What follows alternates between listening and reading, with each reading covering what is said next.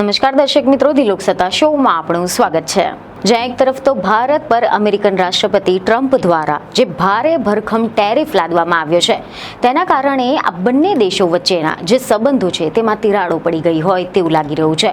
કારણ કે પહેલા તો ટ્રમ્પે ભારત પર 25% રેસિપ્રોકલ ટેરિફ લાદ્યો હતો, જેના પછી પણ રશિયા પાસેથી ક્રૂડ ઓઇલ ખરીદવાના મામલે વધુ 25% ટેરિફ લાદ્યો છે. એટલે કે ટ્રમ્પે ભારત પર કુલ 50% ટેરિફનો માર ઝીંકી દીધો છે. તો બીજી તરફ ભારતે આ ટેરિફને અયોગ્ય અને અવ્યવહારુ ઠેરાવ્યો છે. ભારતનું કહેવું છે કે સસ્તું ક્રૂડ ઓઇલ મળશે ત્યાંથી મેળવવાનું ચાલુ જ રાખશે. પરંતુ હવે તો ભારતને અમેરિકન વહીવટી તંત્રના ભારે ભરખમ ટેરિફની સાથે સાથે હવે આલોચનાનો પણ સામનો કરવો પડી રહ્યો છે.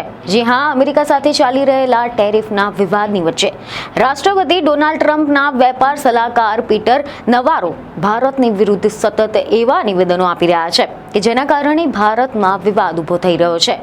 હજી તો થોડા દિવસો પહેલા જ એવા સમાચાર સામે આવ્યા હતા કે નવારોએ યુક્રેન યુદ્ધને હકીકતમાં મોદી વોર હોવાનું જણાવ્યું હતું. તો હવે તેમણે બ્રાહ્મણો મામલે વિવાદાસ્પદ નિવેદન આપ્યું છે. તેમણે આરોપ લગાવ્યો છે કે ભારતમાં બ્રાહ્મણ એ ભારતીય લોકોના ભાગે નફો કમાઈ રહ્યા છે અને આ રોકવું જરૂરી છે. આ અંગે ડિટેલમાં જો આપણે વાત કરીએ તો એવા સમાચાર સામે આવી રહ્યા છે કે રાષ્ટ્રપતિ ટ્રમ્પ દ્વારા ભારતની વસ્તુઓ પર જે 50% ટેરિફ લગાવવામાં આવ્યો છે, તેનાથી ટ્રમ્પના આ નિર્ણયનો બચાવ કરતા તેમના વેપાર બાબતના સલાહકાર પીટરે એક મીડિયા સાથેની વાતચીતમાં કેટલાક નિવેદનો આપ્યા હતા. જેમાં તો તેઓ એક તરફ ભારતના વડાપ્રધાન નરેન્દ્ર મોદીને મહાન નેતા પણ ગણાવી રહ્યા છે, પરંતુ ત્યાં જ બીજી તરફ બ્રાહ્મણોને લઈને પણ ચોંકાવનારું નિવેદન આપ્યું છે.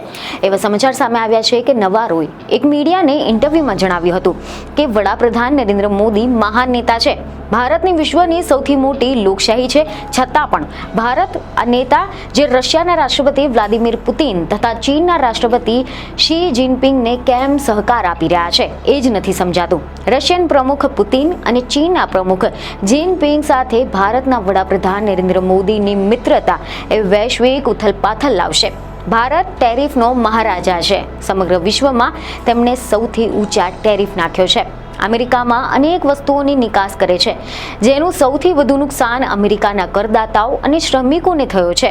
જો કે પીટરે તો વધુમાં એવો પણ દાવો કર્યો હતો કે હું ભારતના નાગરિકોને બહુ જ સરળ ભાષામાં કહેવા માંગુ છું કે હાલ જે પણ કંઈક થઈ રહ્યું છે તેને સમજો. ભારતના અન્ય નાગરિકોના ભોગે બ્રાહ્મણોને ફાયદો પહોંચાડાઈ રહ્યો છે, જેને અમેરિકા અટકાવવા માંગે છે. ભારત એ વિશ્વની સૌથી ત્રીજી એવી લોકશાહી છે કે તેણે એ પ્રકારનું વર્તન કરવું જોઈએ. ચીન અને રશિયાની સાથે હાથ ન મિલાવવો જોઈએ. ફેબ્રુઆરી 2022માં પુતિને યુક્રેન પર આક્રમણ કર્યું હતું અને એની પહેલા રશિયા પાસેથી ભારત ક્રૂડ ઓઇલ ન હતું ખરીદતું. એ પછી શું થયું?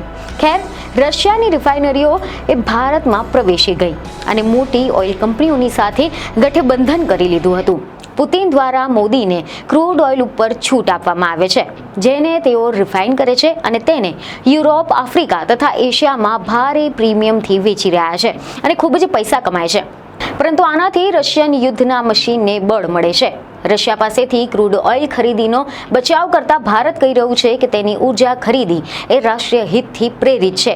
યુક્રેન ઉપર આક્રમક બાદ પશ્ચિમી દેશોએ રશિયન ક્રૂડ ઓઇલ ઉપર પ્રતિબંધ લાદી દીધો હતો. એના પછી રશિયા ભારતનું અગ્રણી ઉર્જા આપૂર્તિકર્તા બની ગયું છે. તેનાથી યુક્રેનના લોકોને નુકસાન પહોંચે છે અને કરદાતા તરીકે આપણે જે કરવાનું છે કે આપણે તેમને વધુ પૈસા મોકલવા પડે, જેથી કરીને યુક્રેન પોતાની સુરક્ષા કરી શકે. આ સિવાય ભારત ટેરિફનું મહારાજા છે, એટલે કે 50% ટેરિફમાંથી બીજા 25% ટેરિફ લાદવામાં આવ્યો છે. વિશ્વમાં સૌથી વધુ ટેરિફ એ ભારત લાદે છે. એટલે કે તેઓ આપણને અનેક ચીજોની નિકાસ કરે છે અને આપણને તેમને વેચવા નથી દેતું. તો પછી કોને નુકસાન થાય છે? અમેરિકાના શ્રમિકો, અમેરિકાના કરદાતાઓ અને રશિયન ડ્રોન હુમલામાં જીવ ગુમાવેલા યુક્રેનના લોકોને. એટલે કે આમ આપણે જો જોવા જઈએ ને તો નવારોનો મુખ્ય આરોપ એ છે કે ભારત રશિયા પાસેથી સસ્તું ક્રૂડ ઓઇલ ખરીદીને તેને રિફાઇન કરી અને પછી મોંઘા ભાવે વેચીને નફો કમાય છે. તેમના મતે આ પ્રક્રિયા એ ભારત દ્વારા રશિયાથી યુદ્ધ મશીનને આર્થિક મદદ કરવા સમાન છે. પરંતુ આ સંદર્ભમાં જે તેમને બ્રાહ્મણ શબ્દનો ઉપયોગ કર્યો છે તેના કારણે આજે નફાના લાભાર્થી ગણાવ્યા છે. તેનાથી મોટો વિવાદ ઊભો થઈ ગયો છે. દેશમાં લોકો નવારોના નિવેદનનો વિરોધ કરી રહ્યા છે. જોકે કોંગ્રેસ નેતા ઉદિત રાજે પીટર નવારોના નિવેદનનું સમર્થન કર્યું છે. કોંગ્રેસના નેતા ઉદિત રાજે નવારોના દાવાને ટેકો આપ્યો છે.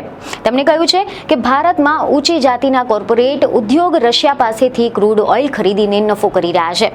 ઉદિત રાજે કહ્યું છે કે નવારોએ જે કહ્યું તે હકીકતમાં સાચું છે. કોંગ્રેસના પૂર્વ સાંસદ ઉદિત રાજે આરોપ લગાવ્યો છે કે દેશમાં ફક્ત ઉચ્ચ જાતિના ઉદ્યોગપતિઓને જ રશિયન તેલ ખરીદવાનો ફાયદો થઈ રહ્યો છે.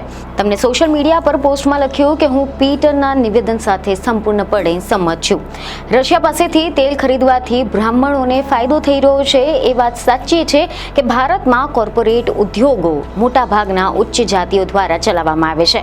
તેઓ રશિયા પાસેથી તેલ ખરીદે છે અને તેને રિફાઇન કરે છે અને ખૂબ જ ઊંચા ભાવે વેચે છે. સામાન્ય ભારતીયોને આનો કોઈ જ લાભ નથી મળી રહ્યો. પછાત જાતિઓ અને દલિતોને દેશમાં કોર્પોરેટ સ્થાપવા માટે 100 વર્ષ લાગશે. મને નથી લાગતું કે દેશમાં એ પછાત જાતિઓ અને દલિતો વર્ષો જૂના ભેદભાવના કારણે આગામી 100 વર્ષમાં કોર્પોરેટ ગૃહો સ્થાપી શકશે. નવારોની વાત તથ્યપણે હું રીતે સાચી માની રહ્યો છું કે કોઈ પણ તેમની વાતનો ઇનકાર કરી શકે તેમ નથી. તો બીજી તરફ કોંગ્રેસ નેતા પવન ખેરાએ પણ ગઈકાલે એટલે કે સોમવારે પીટરના આ વિવાદાસ્પદ ટિપ્પણીની સામે સખત વાંધો ઉઠાવ્યો હતો. તેમણે કહ્યું કે અમેરિકાએ આવા પાયા વિહોણા નિવેદનો ન કરવા જોઈએ. જ્યારે તૃણમૂલ કોંગ્રેસના રાજ્યસભાના સાંસદ સાગરિકા ઘોષે પણ આ મુદ્દા પર પોતાની પ્રતિક્રિયા આપી હતી, જેમાં તેમણે એવું સમજાવ્યું છે કે બ્રાહ્મણો આ શબ્દનો ઉપયોગ અમેરિકામાં પણ થતો હોય છે અને તેમના મતે બોસ્ટન બ્રાહ્મણ શબ્દ એક સમય માટે અમેરિકાના ન્યૂ ઇંગ્લેન્ડના ધનવાન તેમજ પ્રભાવશાળી વર્ગ માટે વપરાતો હતો અને આજના સમયમાં પણ અંગ્રેજી બોલાતી દુનિયામાં એ બ્રાહ્મણ શબ્દનો ઉપયોગ એટલે કે સામાજિક અથવા તો આર્થિક રીતે એલિટ એટલે કે ઉચ્ચ વર્ગ માટે થતો હોય છે. જોકે ઘોષે સોશિયલ મીડિયા પર ફેલાયેલી આ બાબતને અજ્ઞાનતા ગણાવી છે. તેમણે જણાવ્યું છે કે અમેરિકામાં બોસ્ટન બ્રાહ્મણ શબ્દ એક સમયે બહુ જ પ્રચલિત હતો, જે ધનવાન લોકોની માટે વાપરવામાં આવતો હતો. આની સાથે જ પ્રિયંકા ચતુર્વેદીએ પણ કહ્યું છે કે પીટરે ભારતની એક વિશેષ જાતિ અંગે જે કંઈ કહ્યું છે તે શરમજનક છે. અમેરિકન સંદર્ભમાં બ્રાહ્મણ શબ્દનો પ્રયોગ અંગે ઉપદેશ ના આપશો. બ્રાહ્મણ શબ્દ એ બોસ્ટનના બ્રાહ્મણ તરીકે પ્રયોગ અચાનક નથી થયો. ઇરાદાપૂર્વક આ શબ્દનો ઉપયોગ થઈ રહ્યો છે. હવે જો આપણે વાત કરીએ કે આ પીટર નવારો કોણ છે, તે શું કરી રહ્યા છે, તો કેટલીક જાણકારી એવી સામે આવી છે મીડિયા અહેવાલોમાંથી કે ટ્રમ્પ એ પીટર નવારોને પોતાના સૌથી નજીકના સલાહકાર માને છે અને નવારોએ તેમના પાછલા કાર્યકાળ દરમિયાન ટ્રમ્પની વેપાર નીતિ ઘડી હતી. નવારો એ ટ્રમ્પ સરકારની આર્થિક નીતિઓ ઘડે છે. નવારો એ વર્ષ 2016માં ટ્રમ્પ વહીવટમાં જોડાયા હતા અને આને પહેલા તેમણે વર્ષ 1994થી લઈને 2016 સુધીમાં ડેમોક્રેટિક પાર્ટી માટે કામ કર્યું હતું. તેઓ ભૂતપૂર્વ રાષ્ટ્રપતિઓ માટે બિલ ક્લિનિંગ તેમજ બરાક ઓબામાના અનૌપચારિક રીતે સલાહકાર હોવાનું પણ કહેવાઈ રહ્યું છે. વૈશ્વિકીકરણના સમર્થક હતા અને પછી તેઓ વિરોધી બન્યા અને નવારોએ આના અગાઉ વૈશ્વિકીકરણ અને ખુલ્લા વેપારને ટેકો પણ આપ્યો હતો. પદ માટે ચૂંટણી લડી હતી. વર્ષ 1984માં તેમણે ખુલ્લા વેપારને ટેકો આપતું એક પુસ્તક લખ્યું છે, જેમાં તેમણે ટ્રમ્પને તેમની સાથે જોડાયા ત્યારે તેમને વૈશ્વિકીકરણની ટીકા કરવાનું શરૂ કર્યું હતું. પીટર નવારો ઘણીવાર અમેરિકાની જૂની ઔદ્યોગિક શક્તિ વિશે પણ વાત કરે છે અને તેમનું માનવું છે કે અમેરિકાનો ખરો મહિમા ત્યારે હતો કે જ્યારે અહીંયા મોટા પાયે માલનું ઉત્પાદન થતું હતું. નવારો માને છે કે જ્યારે ચીનને વર્લ્ડ ટ્રેડ ઓર્ગેનાઇઝેશન એટલે કે WTOમાં પ્રવેશ આપવામાં આવ્યો હતો ત્યારે અમેરિકા માટે મુશ્કેલીઓ શરૂ થઈ ગઈ હતી. તેમના મતે આ એક પ્રકારનો સર્વનાશ હતો અને ડોનાલ્ડ ટ્રમ્પ એકમાત્ર નેતા છે કે જે અમેરિકાને બચાવી શકે છે.